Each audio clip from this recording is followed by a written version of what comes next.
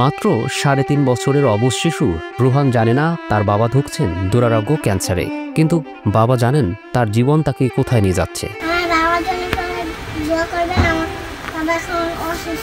এই চরম নিষ্ঠুরতার মুখোমুখি দাঁড়িয়ে আছেন মুন্সিগঞ্জের টঙ্গিবাড়ি উপজেলার পাঁচগাঁও গ্রামের তরুণ সাংবাদিক ও লেখক শেখ রাসেল। ২০২৩ সালের শেষের দিকে তিনি অসুস্থ হয়ে পড়েন। নানাবিধ পরীক্ষা নিরীক্ষার পর তার মেরুদণ্ডের ক্যান্সার ধরা পড়ে।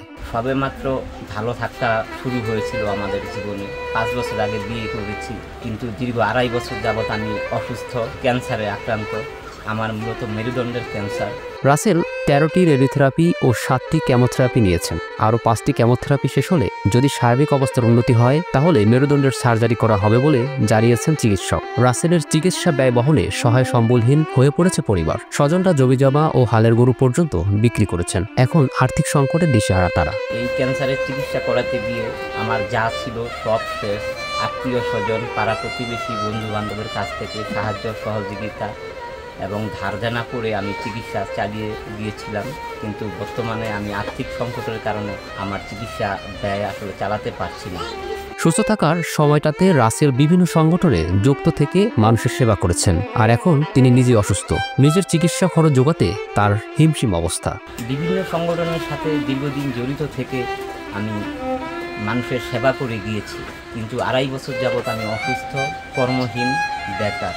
শৈশবেই বাবাকে হারিয়েছিলেন রাসেল। এখন দুশ্চিন্তা বাড়ছে আদরের সন্তান রোহানের ভবিষ্যৎ নিয়ে। তবুও সৃষ্টিকর্তার প্রতি অগাধ ভরসা নিয়ে লড়াই চালিয়ে যাচ্ছেন মরণঘাতী ক্যান্সারের সাথে।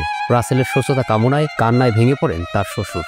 আমার একটা নাতি আছে, আমি আমার 2টা মাইয়া, আমার জামাই লেগে আমি সব কিছু বেচছি, গরুর বাছুর জন্য যা আছে আমি ঋণ তুলে করছি। আর মানুষের সহযোগিতা করাতে আল্লাহ পর্যন্ত আল্লাহ রাখছে। দশের সহযোগিতা আল্লাহ যদি সুস্থ করে, দোয়া করবেন আমার জামাই নিয়ে আল্লাহ সুস্থ করে দেয়। এই আমার নাতিটার উচিলে চিকিৎসা ব্যয় জোগাড় হলেই রাসেলের মেরুদণ্ডের সার্জারি করানো সম্ভব হবে বলে জানান তার সহধর্মিনী। একটা সন্তান আছে, কিন্তু ওর বাবা সুস্থ থাকলে আমার সন্তানের ভবিষ্যৎ উজ্জ্বল হতো, কিন্তু এখন ওর বাবা অসুস্থ।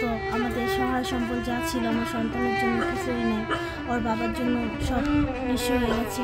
এখন যদি আল্লাহ ওর বাবাকে সুস্থ করে দেয় বা মানুষের সাহায্য সহযোগিতায় ওর বাবাকে যদি সুস্থ করে দেয় আল্লাহ তাআলা, তাহলে আবার আমার সন্তানের ভবিষ্যৎ, ওর বাবা আমার সন্তানের কেরিয়ার গড়ে দিতে পারে।